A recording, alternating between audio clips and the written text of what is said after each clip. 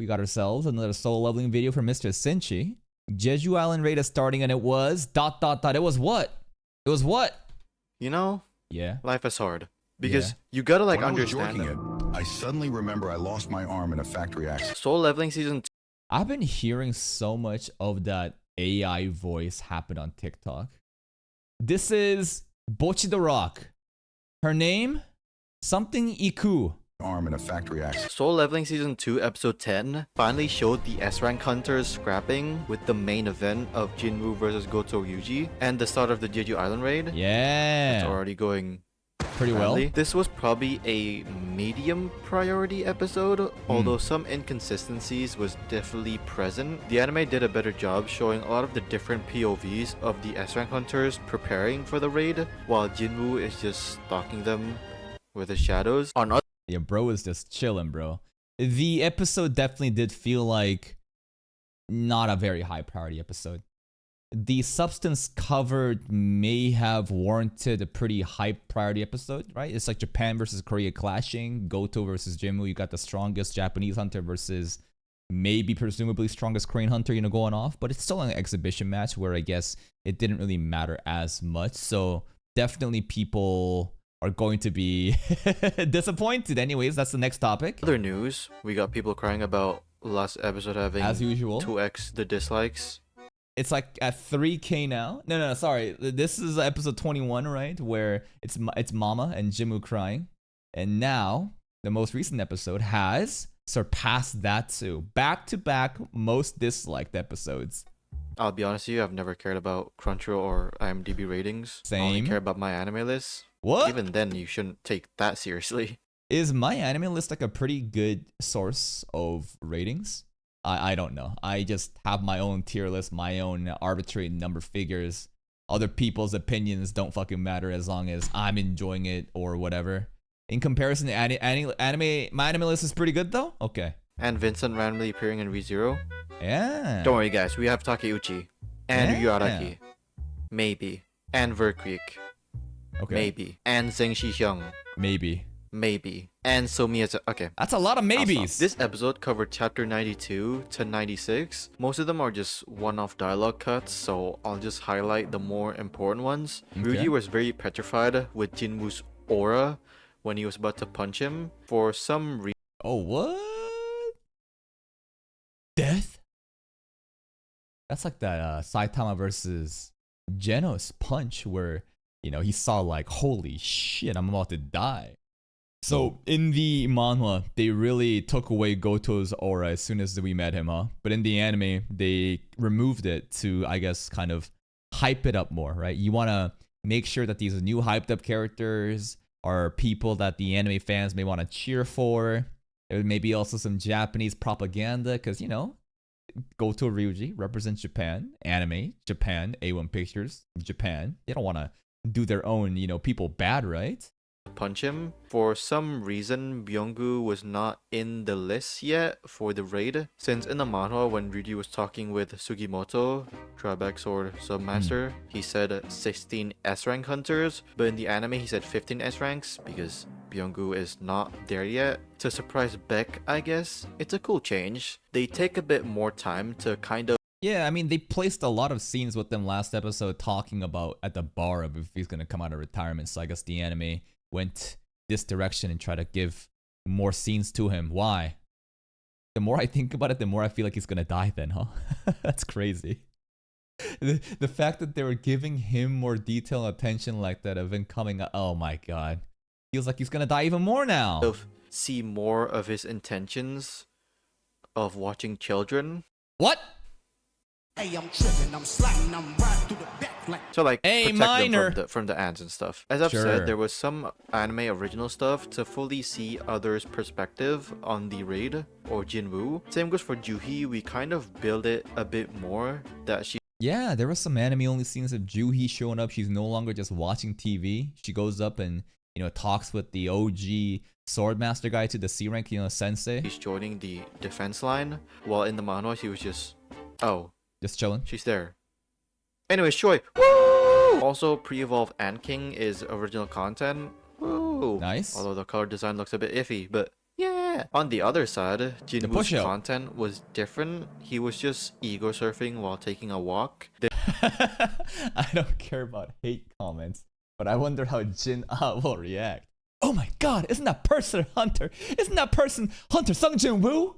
Why isn't Jinwoo going to the raid? Would he even go there? Blah blah blah blah blah blah. I bet he ran away with his pants wet. Even the previously retired Myung Byung-gyu joined, but not Jinwoo.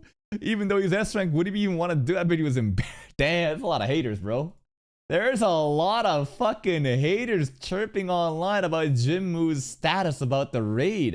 Then Jinho showed their new office for their sick. guild, and all of a sudden Jinwoo just vanished to confront the serial killer that was near where his family lived. What the fuck? We got some friendly neighbor patrol Jinwoo, huh? That's why in episode 7, Jinwoo had his shadows search the nearby areas. I think they changed it to a heartwarming dinner with the Boo! I hate heartwarming family scenes. Get this shit out of here. Where's my aura farming? fam. The mono just was like, "No, where's my baby blackfacing? I want to That's crazy. Bro pulled up and just like cut up his leg. Damn. see Jinwoo blackfacing." They cut Choi's cool ass entrance with him falling down with his flames, then just eradicating everything. That's pretty hype. Unfortunate. Hey, the classic Megane, aura. Look at that, bro. The glass is just glazing. To give more evaluation, the defense lines consist of basically 3 lines. Okay. One is in the mainland with all the lower rank hunters. Then the ships consist of mostly A ranks with B ranks. And of course the S ranks is Oh, I'm wrong. I thought that Juhee and them were literally back in Korea. I thought that's what people were saying. I didn't realize that they were actually in Jeju Island, but they just happened to be super backline. I straight up thought they were just in Korea at like the shores to kind of like watch for if the ants are pulling up or not. So my bad. the mainland with all the lower rank hunters. Then the ships consist of mostly A ranks with B ranks. And of course the S rank They are in Korea, so I am right. And this is misinformation. Whatever. Anyways, Juhee's not part of the main line. That's the most important part. She gonna be fine, right? ranks with B ranks, and of course the S ranks is in the island. Also the flame net thing that Choi set up is so ants that's below B rank can't go through the barrier. Okay. Don't worry, if they go through the net, we have the shadow garden, so everything is fine. And they're gone. Oh shit. The episode was directed and storyboarded by Hirotaka Tokuda. Tokuda is a regular for Soul Leveling. He has previously done episode 9 and storyboarded the Oh, what the hell? The Kangtaeshik episode? The domain expansion? Jinwoo, this is one of the most hyped scenes in season 1 for me. Huh. Okay. He has previously done episode 9 and storyboarded the first half of episode 1 of season 1. He also is the monster designer and is one of the main chief animation directors for Soul Leveling. A Cool. very capable action animator. Railgun! He has done a lot of action in his time. That's why there's no action AD this episode. He can do it himself. The Yeah. non-action stuff, there's really not much to talk about. Some cool overhead shots, nothing too special. I love how they revealed the girl getting beheaded. Shh. Not the beheading part, because in the manhwa the guy just turned around and Okay. girl lost his head. It's different, and the very stylistic drawing of the Ant King aura looks crazy. The Yeah, it was crazy. If only we could have appreciated that for a couple more seconds, but nope. Cliffhanger. comp and color design were really good, especially some scenes. Looks different than usual. We saw day, night, evening, every single one. It looks really good. Sunset lighting Gogan Lee great. looking out the window, the blur on the background to focus more on him, and the blue on him looks good. The turquoise tint on everything looks really nice. I didn't know the sky can turn like blue turquoisey. It's probably early in the morning from Google searching. Damn, the dedication to have different pitches of blue sky. Yeah, I mean, turquoise color. Super early 5 a.m. sky color, baby. And the sun here with the island reflecting. Nice very shadow. visible. It creates this like warm atmosphere on Dawn. everything. Getting ready. The art direction is great as always. Although I do see some of the background looking unfinished. or that's just how they wanted to paint it. The rock? I don't know. The cave parts doesn't look like the more detailed cave from previous episodes. Okay. The lines that's conveying depth Cave for the leveling. cracks doesn't create that depth. But anyways, I'm nitpicking. For the actions, Cave leveling, baby. Comparisons of different cave ridges not being able to portray enough detail. This cave looks pretty cool though. In terms of aura, right over here, this has the most aura. Look at that. It stands out. I just look at the design. Actually, the more I look at it, this stands out. But so does this for some reason. I don't know. Cave aura analysis. Let's look at this. I don't know why, but this looks like poop. I'm sorry. The detailed structures of this looks like... Okay, I gotta bring you the stool tier list. I can't believe I'm doing this. So this is called the Bristol stool tier list. Anyways, the S rank right over here, this is the dehydrated log. The dehydrated log at the S tier kind of reminds me of the details of the caves around here and here, if you know what I'm saying, right? And then you got some other pebbles. The pebbles in the diary, that's not so fun, right? This is kind of like the smooth one you want, the ghost poop. But this one, like the dehydrated, like this is kind of remind me of like the dehydrated logs, bro. And over here, not that detailed, right? The coloring a little bit too dark, kind of just all gets dark and just kind of just like, what's the word? Gets blurred in with all the rest of the background. Anyways, you learn something new. depth for the cracks doesn't create that depth. But anyways, I'm nitpicking. For the action stuff, I really love how Tokuda flows his action. You can feel it's an actual...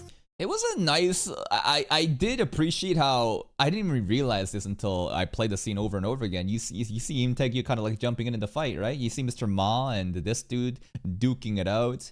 The crazy punch animation happening, and then you see like other parts of the fight happening alongside, because it is, you know, like a battle royale free-for-all after all. Flows his action. You can feel it's an actual 4v4 Yeah. with fights disrupting or interfering each other. The overall usage of the 3D background, Tokuda used it very effectively with more longer shots that's rotating a lot, so you don't need to cut everything. Like Cool. example, this sequence, this guy is charging, then we zoom into the eye to rotate the perspective. True. Or this one where we interfere a fight, rather than cutting, the camera slowly moving upwards, revealing Dongwook's large ass feet. Then we kind of switch the tempo for Goto versus Jinwoo. The scale or the camera use is far more upwards, just to convey how strong these two are compared to the other S rank hunters. Okay.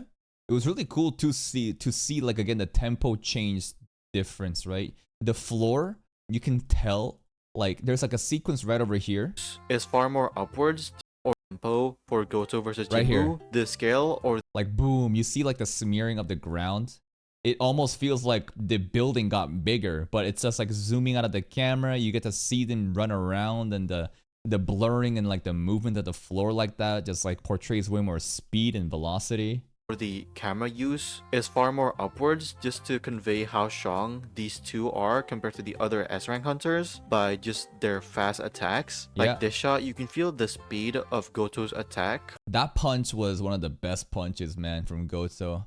Probably just a bias for me because I love beam looking shit and like the crazy air effects, the gas effects, right? The circular stuff happening here with the beam going through, super hype. Speed of Goto's attack. Although Goto's fabric animation is repeated a lot, but most people are just gonna focus on the effects. The beam, which exactly. Didn't even notice that the jacket was fluttering a loop. I was just too busy looking at, you know, the punch beam. repeated. The drawing quality this episode is Superb. That ant scene, bro. Oh my god. This shit actually blew the manhwa comparison out of the water. great, but something feels different. The more evident thing is Jinwoo's drawing. Tokuda is the chief AD this episode. He's on par with Tomoko Sudo's corrections. I love his corrections with the Guinness Book of World Records of the longest neck.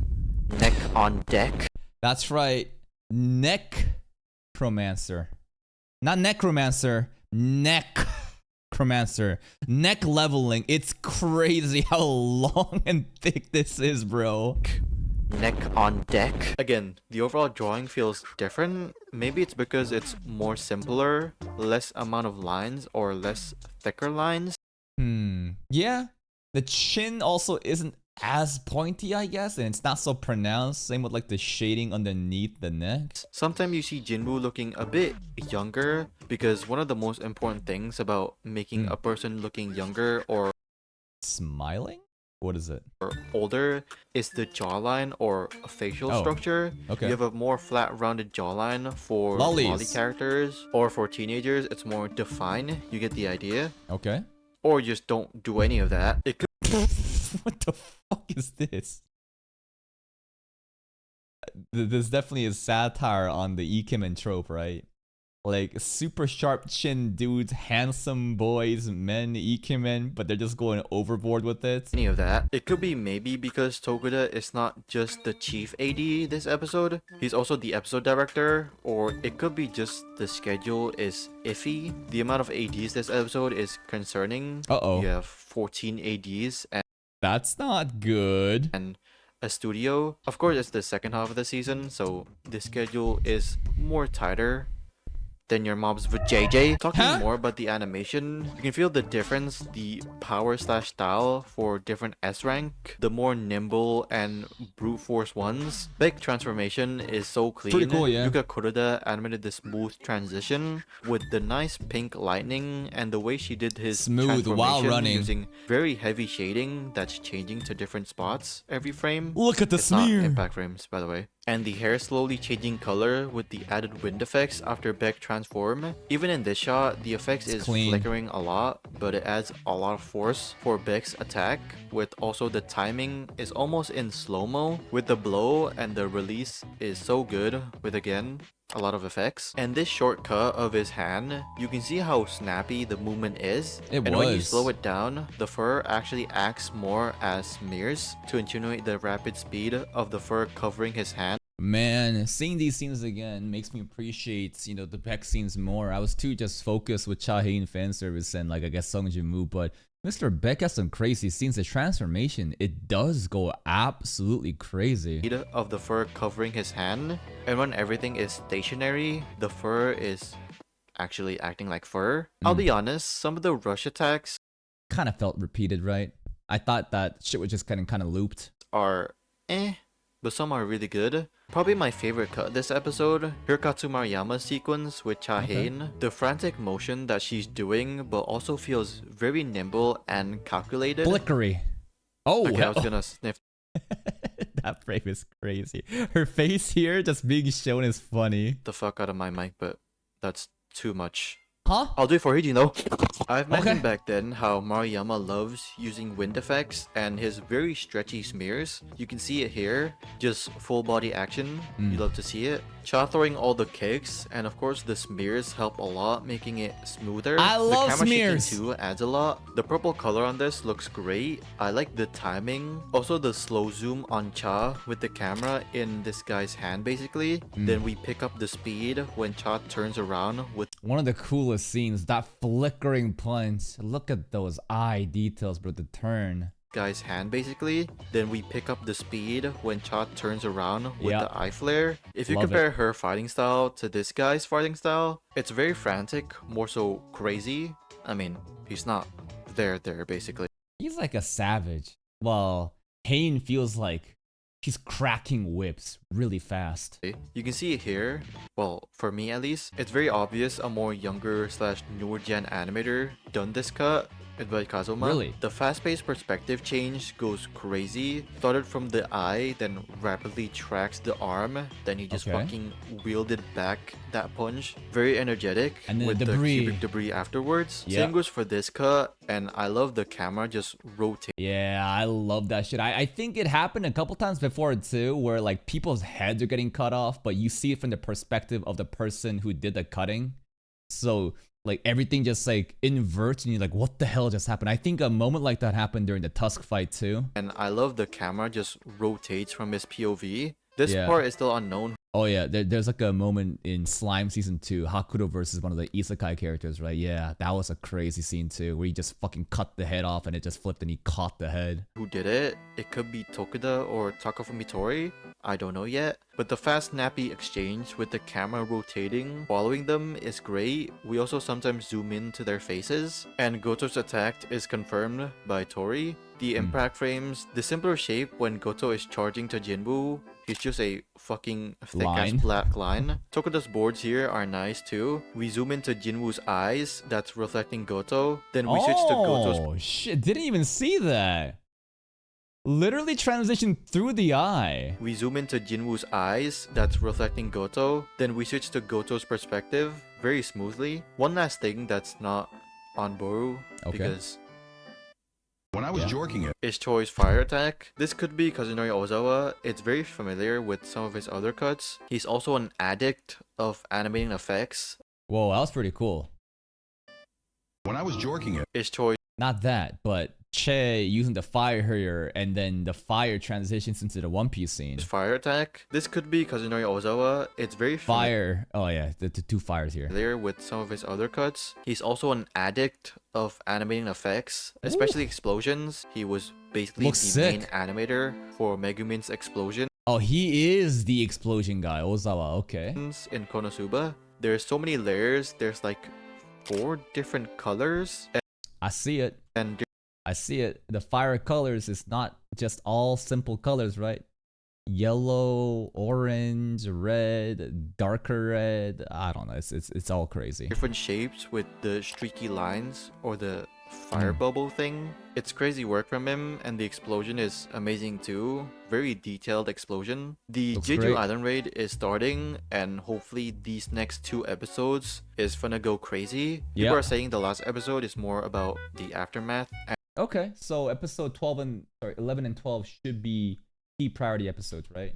With probably 12 gonna be the insane one where most likely Jimmy will finally show up and save the day, while 13 will be just like a chill aftermath wrap-up episode to kind of set up for season 3. And revealing more plot related stuff for next season. Basically, there's next episode fight, then the fight after that episode is what most people are waiting for. Same goes for me. I don't know who Yep. will do it. Hopefully Takeuchi. Takeuchi. We prage. If you guys like this video, leave a like. If you If hate you it, didn't, leave a leave like. a like. Comment down below what are your thoughts on. And that's pretty much it. Is Takeuchi actually finally gonna show up? I don't know. He's just too busy, you know, with the villainous Oji-san project. But yeah, this episode, it definitely wasn't the craziest episode. The material covered may have warranted a lot of expectations from a lot of people, considering like Japan versus Korea matchup. But again, it was like a quick little scrimmage. I don't think it was so bad that it warrants like the most disliked fucking episode of Solo Leveling, but you know, it's the vocal minority and you're always gonna have, you know, people complain no matter what. And if you kind of zoom out and look at the amount of happy people about it, you realize that there's really no complaints. Please go check out SinChi's channel. Give the video a like if you did. Subscribe to his channel if you want to. And I'll see you next time.